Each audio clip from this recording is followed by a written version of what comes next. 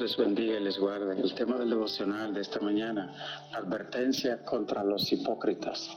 La lectura está en Mateo 23, del 13 al 24. Vamos a leer desde el versículo 1, dado que ayer no compartimos el devocional. Mateo 23, verso 1 nos dice: Entonces habló Jesús a la gente y a sus discípulos, diciendo: En la cátedra de Moisés se sientan los escribas y los fariseos. Así que todo lo que os digan que guardéis, guardadlo y hacedlo. Mas no hagáis conforme a sus obras, porque dicen y no hacen. El Señor Jesús habla en el capítulo 23 contra los líderes religiosos. Ellos estaban llamados a ser imitadores de Dios para que el pueblo los imite a ellos. Pero desde que los introduce en los primeros versículos del capítulo 23, Jesús les advierte al pueblo que no hagan como ellos hacen, que pueden hacer lo que dicen. Hay un viejo dicho que dice: lo que tú haces no me deja escuchar lo que tú dices. Este es el caso de los escribas y fariseos. Y debemos preguntarnos, ¿en qué cosa estamos siendo mal ejemplo para otras personas? ¿En qué cosa nuestra prédica se divorcia de nuestros hechos? Es bueno que leamos este capítulo 23 porque vemos que Jesús no era un predicador débil. Él no andaba acomodando el mensaje para que el grupo de seguidores crezcan, ni estaba tratando de congraciarse con nadie, sino que su compromiso era con su Padre Celestial y la palabra inspirada.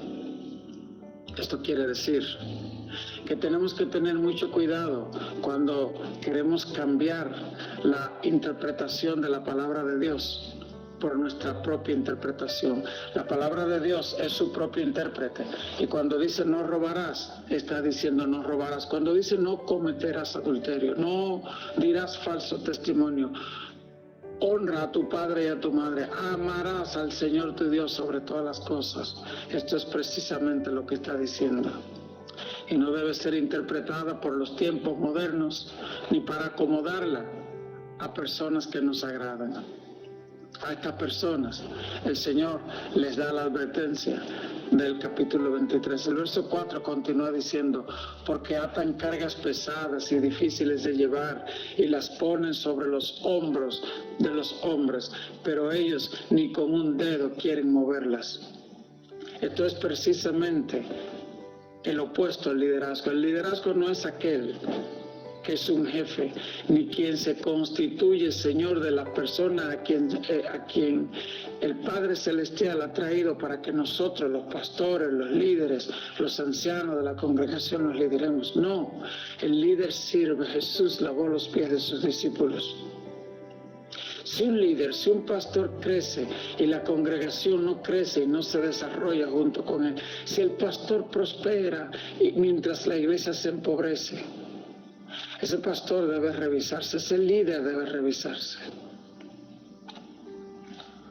Si hacemos el evangelio tan difícil que nadie puede entrar y que solo nosotros entramos, y según nuestra propia teología nos justificamos y los demás tienen que llamarnos rabí, apóstol, maestro, debemos revisarnos.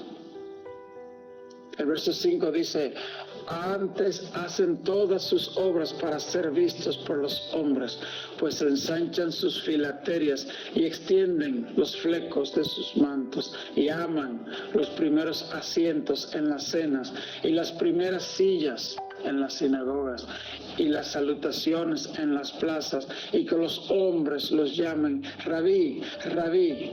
Pero vosotros no queráis que os llamen rabí, porque uno es vuestro maestro, el Cristo, y todos vosotros sois hermanos.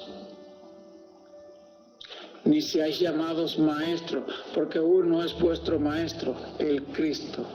El que es mayor de vosotros sea vuestro siervo.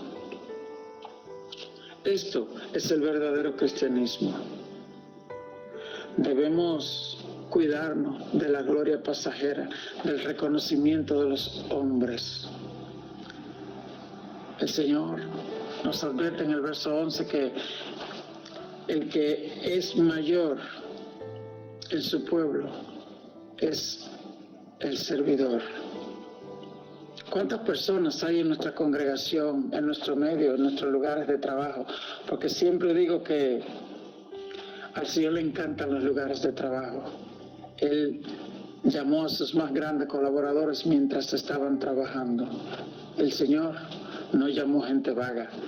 Él le encanta llamar gente de trabajo, gente ocupada como tú y como yo. Moisés estaba pastoreando las ovejas de Jetro cuando lo llamaron. Los discípulos estaban trabajando en sus redes cuando lo llamaron. Así que el trabajo, el lugar de trabajo, la iglesia, el hogar, son lugares donde el Señor anda llamando personas. El verso 12 continúa diciendo, porque el que se enaltece será humillado y el que se humilla será enaltecido. Mas hay de vosotros, escribas y fariseos, hipócritas, porque cerráis el reino de los cielos delante de los hombres, pues ni entráis vosotros ni dejáis entrar a los que están entrando. Esto significa que nuestra actitud, que el testimonio que damos puede cerrar el reino de los cielos a otras personas.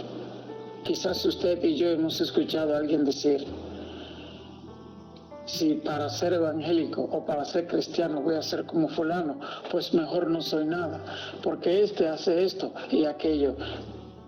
Supe una ocasión, y esto me hizo reír, un testimonio de alguien que vio en un colmado cuando entró una persona que se decía ser cristiano y pidió una bebida alcohólica y se puso a tomarla. Una de las personas no conversos que estaban en el lugar le dijo, ¿cómo es que tú te llamas cristiano y estás haciendo lo mismo que nosotros hacemos? Es que él se había descarriado hace poco y el inconverso no lo sabía. Y se molestó tanto el inconverso que le dijo, personas como tú traen vergüenza al evangelio. Y se acaloró tanto la discusión que el inconverso terminó llamándolo a pelear. Él dijo, y quiero pelear contigo ahora mismo porque tú eres un sinvergüenza. No sé si algo parecido notamos en las palabras del Señor cuando les está diciendo hipócritas, pero el Señor no lo está llamando a pelear. El Señor murió por estas personas en la cruz del Calvario. El verdadero amor corrige. El verdadero amor no oculta ni empaña la maldad. Él los desafió y en sus propias caras les llamó hipócritas. Sin embargo, los amaba hasta el final. Murió por ellos en la cruz. Y aún los que le escupían, Él les dijo a su Padre Celestial, perdónalo, porque no saben lo que hacen. A la vez, la lectura de hoy nos presenta un extraño paralelo. Personas que conocían la ley y que voluntariamente estaban dispuestos a cambiarla y alterarla. El Señor les llama sepulcros blanqueados, les llama hipócritas. Y aquellos hombres que lo traspasaban, Él decía, no saben lo que hacen. Parece aquí que el cielo tiene misericordia de aquellas personas que actúan en ignorancia, pero que es muy duro de aquellas personas que saben hacer lo bueno y no lo hacen. Ay de vosotros, escribas y fariseos hipócritas, porque devoráis las casas de las viudas y como pretextos hacéis largas oraciones. Por esto recibiréis mayor condenación. Ay de vosotros, escribas y fariseos hipócritas, porque recorréis mar y tierra para hacer un prosélito, y una vez hecho, le hacéis 2 veces más hijo del infierno que vosotros. Ay de vosotros, guías ciegos, que decís, si alguno jura por el templo, no es nada, pero si alguno jura por el oro del templo, es deudor. Claramente esta persona tenía su interés puesto en lo económico y no en la santidad del templo. El verso 17 continúa diciendo, insensatos, y ciegos, porque ¿cuál es mayor, el oro o el templo que santifica el oro? En esto tenemos que tener cuidado de que el dinero no sea nuestro Dios, de que no sirvamos al Señor a cambio de dinero. Dice el Señor que el templo es más grande que el oro, aleluya, que la santidad es más importante que las riquezas de este mundo. Continúa el verso 18 diciendo, también decís, si alguno jura por el altar no es nada, pero si alguno jura por la ofrenda que está sobre él es deudor. Necios y ciegos, porque ¿cuál es mayor, la ofrenda o el altar que santifica la ofrenda? En este punto quiero hacer una breve pausa para explicarle una palabra muy importante que ha sido mencionada, es la palabra altar. ¿Qué es un altar? El altar es lo que Abraham levantó cuando llegó a la tierra prometida. Y dice la Biblia que había hambre al llegar a la tierra que Dios le prometió. Pero él no empezó a quejarse ni a reclamarle a Dios. Él levantó un altar. No había un templo, pero él levantó un altar. El pueblo de Israel, cuando regresó de la cautividad luego de 70 años, llegó y se encontró que el templo había sido totalmente destruido hace 70 años, pero ellos levantaron un altar e invocaron el nombre de Dios. ¿Qué es un altar? Un altar es el lugar donde de manera continua y reiterada tú invocas a algo o a alguien. Por ejemplo, cuando en tu hogar de manera continua tú estás diciendo palabras maldicientes o palabras hirientes o palabras ofensivas o palabras de quejas o te estás maldiciendo a ti mismo o a alguien, tú estás haciendo un altar de maldición en tu propia casa. Hay madres y padres, por ejemplo, que maldicen a sus hijos diciéndole muchacho de tal cosa, y lo repiten tanto que al final esas personas se lo creen y terminan desgraciando su propia vida. Por eso la Biblia nos manda a bendecir y no maldecir. Pero cuando tomamos lugar en nuestra casa para invocar el nombre de Dios, ese lugar se vuelve un altar. Y dice la Biblia que ese lugar es importante. ¿Cuál es el altar que tienes en tu casa? Yo te invito a que vuelvas cada lugar de tu casa en un altar. Tu sala, tu cocina, tu baño, tu habitación. ¿Tienes un cuarto de guerra en tu habitación? ¿Tienes un altar en tu casa? Dice la Biblia que ese lugar santifica lo que pones allí. Que si tu cocina es vuelta a un altar donde se escucha la alabanza, la adoración, la comida que allí cocinas es bendecida. Y llevándolo al caso de la iglesia, en el altar de Dios, que es un altar santificado, las ofrendas que se ponen allí son bendecidas por aquel altar. Que Dios bendiga la obra de tus manos. Que Dios bendiga tu altar y tu holocausto. Continúa el verso 20, diciendo, pues el que jura por el altar, jura por él y por todo lo que está sobre él. Y el que jura por el templo, jura por él y por el que lo habita. Santificado tu nombre, Dios.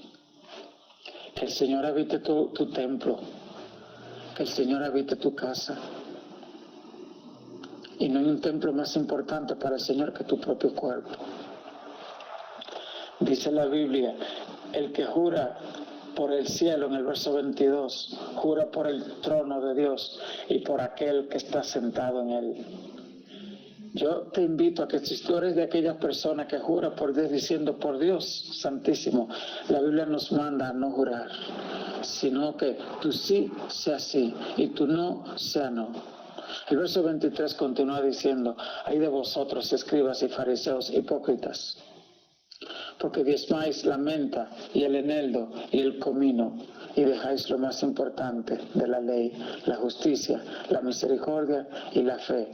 Esto era necesario hacer sin dejar de hacer aquello, guía ciego, que coláis el mosquito y tragáis el camello.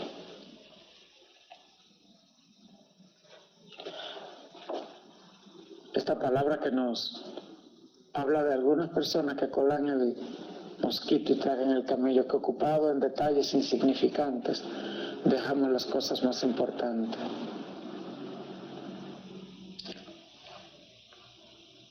El verso 25 dice: "Y de vosotros, escribas y fariseos hipócritas, porque limpiáis lo de fuera del vaso y del plato, pero por dentro está lleno de robo y de injusticia". Fariseo, ciego, limpia primero lo de dentro del vaso y del plato, para que también lo de fuera se limpie. El Señor nos manda hoy a revisar nuestro corazón, a servirle en espíritu y verdad. Que el Señor te bendiga y te guarde en esta mañana, Señor Jesús. Me pregunto a quién he tratado de seguir y cómo guío a otros en este caminar. Aunque tenga que luchar constantemente, no dejaré de predicar el bendito evangelio, como también me esforzaré en vivir como a ti te agrada. Abre mis ojos espirituales para que pueda guiar a muchas personas al camino correcto. Que el Señor te bendiga y te guarde. Que el Señor haga resplandecer su rostro sobre ti y tenga de ti misericordia. Que el Señor alce a ti su rostro y ponga en ti paz. En el nombre del Padre, del Hijo y del Espíritu Santo.